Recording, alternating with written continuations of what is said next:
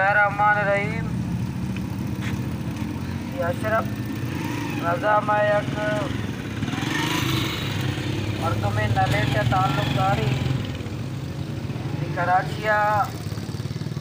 गुर्दा और जगरानी बेचारक मरीज़ है हमें वाले में संगत दी